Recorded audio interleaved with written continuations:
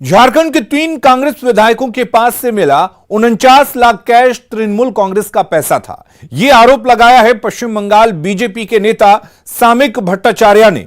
उन्होंने आरोप लगाया कि सिस्टम में बदलाव की वजह से तृणमूल कांग्रेस अपना पैसा खपा नहीं पा रही है। ऐसे में इस पैसे को झारखंड सहित दूसरे राज्यों में भेजा जा रहा है। सामिक भट्टाचार्य ने यह भी कहा कि 49 लाख रुपए में अगर कांग्रेस के 3 विधायक बिक जाते हैं तो फिर ऐसी सरकार रखने का कोई मतलब नहीं है। उन्होंने दावा किया कि झारखंड में बीजेपी अपने दम पर चुनाव में जीतकर सरकार बनाएगी। पश्चिम बंगाल से तो पैसा बाहर जा रहा है। पश्चिम बंगाल का जितना उद्योगपति है जो ममता जी का साथ एक ही मंच पर खड़ा रहता है और रात के अंधेरों में वो कोई उत्तर प्रदेश, ओडिशा, उत्तराखंड में आपने निवेश कर रहा है, तो पश्चिम बंगाल का रुपया झारखंड जा रहे थे। अभी तृणमूल कांग्रेस का पास इतना रुपया है जो सिस्टम बदल होने का कारण वो सिस्टम में रुपया डाल नहीं पा रहा है, तो रुपया भेज रहा है बाहर में। और कांग्रेस और तृणमूल कांग्रेस तो एक ही पार्टी है, माँ बेटी का पार्टी है, इसमें तो कोई अंतर नहीं है। तो हमसे ज़्यादा अच्छा अदित चौधरी का पास जाए वही बोल सकते हैं। क्या हुआ अगर कांग्रेस का विधायक ऐसा बिकाऊ है जो 3 विधायक 49 लाख में बिक जाते हैं और ऐसे एक सरकार भी गिर जाती तो ऐसे सरकार रखने का कोई जरूरी नहीं है। ये लोकतंत्र का अपमान है, जनता का साथ विश्वासघात है। भारतीय जनता पार्टी अपने बलबूते पर झारखंड में सरकार बनाएगी। और बंगाल बीजेपी के नेता सामिक भट्टाचार्य के बयान पर बीजेपी विधायक अनंत ओझा ने कहा कि झारखंड बीजेपी शुरू से ही इस बात को कह रही है कि पैसे इस खेल में कांग्रेस के नेता शामिल रहे हैं और अब बंगाल से भी इसकी पुष्टि हो रही है।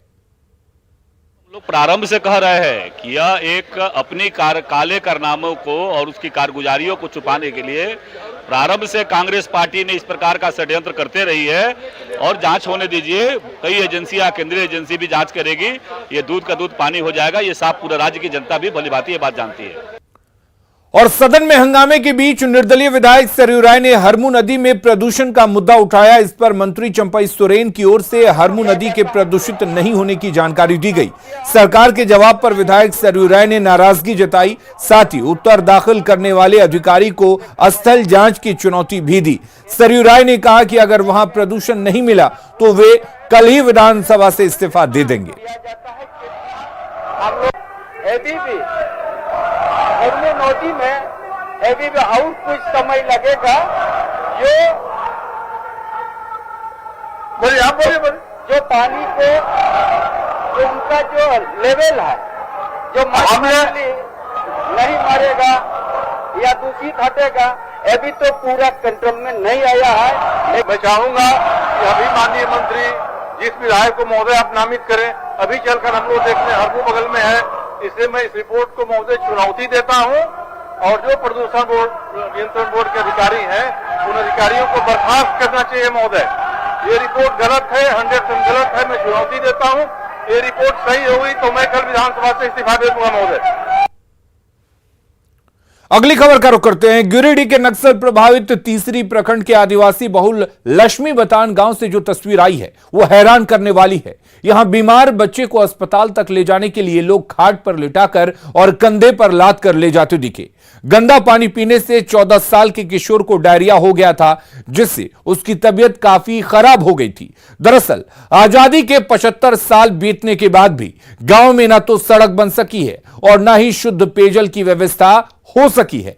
ऐसे में लोग नदी नाले का गंदा पानी पीने को मजबूर है। था मैंने कि आज 1 हफ्ता से उसका तबीयत खराब हुआ है। नहीं आप फोन करते हैं, डॉक्टर पहुंच नहीं पाता है। हरामुल लगने से बहुत मैंने की अवस्था। तबीयत कैसे खराब हो गया? खराब हो गया कि मैंने कि पानी पीने से खराब हो चुका पेट में, कि दवाई थक। कहाँ का पानी पी रहे हैं? मैंने पानी के नदी नाला का पानी पीते हैं सब, जो पानी चल नहीं पाता है। नहीं तो कुआं। तो खटिया पे क्यों ले जा रहे हैं आप लोग? खटिया पे तबीयत खराब था, इसके कारण से ले आ रहे हैं मैंने, इलाज करने के लिए इलाज करने के लिए ले आ रहे हैं। जैसे मैंने कि आदमी भी हमको पास नहीं है, जो पोता भी मैंने की तबीयत खराब है, बेटा लोग भी उसका भी तबीयत खराब, तो कैसे इसको ले जाए मैंने, कैसे तकलीफ से तो टांग कर ले लेना चाहता हूँ मैं। इलाज तो रास्ता सही नहीं है, रास्ता नहीं है वहाँ पर, सबसे खराब के रास्ते यहाँ पर नहीं है और नहीं मेरे को डॉक्टर यहाँ आ नहीं पाता है। और इस तस्वीर के सामने आने के बाद न्यूज 18 पूछता है कि आखिर खाट से कब उठेगा हेल्थ सिस्टम। गांव में सड़क और शुद्ध पेयजल की व्यवस्था क्यों नहीं की गई है, क्यों इसका अभाव है और सुविधा देने का वादा आखिर प्रशासन क्यों भूल गया है।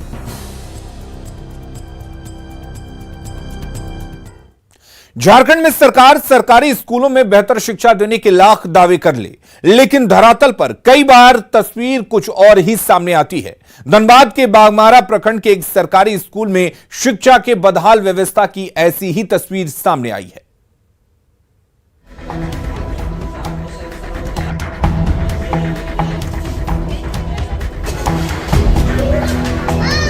सबसे छोटा, फिर उससे बड़ा, फिर उससे बड़ा, फिर उससे बड़ा, लास्ट में सबसे बड़ा।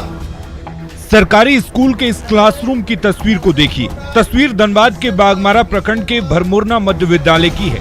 बच्चों की भीड़ को देखकर आप सोच रहे होंगे कि यहाँ जमकर पढ़ाई हो रही है। ये सच है कि यहाँ पढ़ाई हो तो रही है, लेकिन इस एक अधूरे कमरे में 3-3 कक्षाएं चल रही हैं। हम लोग की मजबूरी है, क्योंकि हम लोगों का सब प्राथमिकता है बच्चों की शिक्षा देना। और जो बच्चे यहाँ आ रहे हैं तो हम लोगों के पास साधन नहीं है कि उनको अलग अलग रूम में बैठाया जाए, इसलिए एक ही कक्षे में हम लोग 3-3 क्लास को बैठाते हैं। और हम लोग की पूरी कोशिश रहती है कि बच्चों को अच्छी शिक्षा ईमानदारी पूर्वक दें। अब जरा कुछ बच्चों की ललक को देखिए। स्कूल की तरफ से बेंच नहीं मिला तो जमीन पर बोरा बिछाकर ही बैठ गए। हालांकि ये उनकी मजबूरी है और हौसला भी कि बदहाल व्यवस्थाओं के बीच भी शिक्षा के दीप बुझने नहीं दे रहे। क्यों बैठ के पढ़ रहे हो? जगह नहीं है, आज ज्यादा बच्चा भी नहीं आया। आज नहीं आया ना, रोज मतलब इसी तरह और भी बच्चे लोग जमीन में बैठते हैं? कितने बच्चे बैठते हैं जमीन पे? भर जाता है। 5 अधूरे कमरे वाले इस स्कूल में कक्षा 1 से 8 तक की पढ़ाई होती है। ब्लैक बोर्ड को बांटकर जैसे तैसे शिक्षा तो दी जा रही है, लेकिन यहाँ कौन क्या पढ़ रहा और कौन क्या पढ़ा रहा समझा जा सकता है। धनबाद से न्यूज़ 18 के लिए संजय गुप्ता की रिपोर्ट।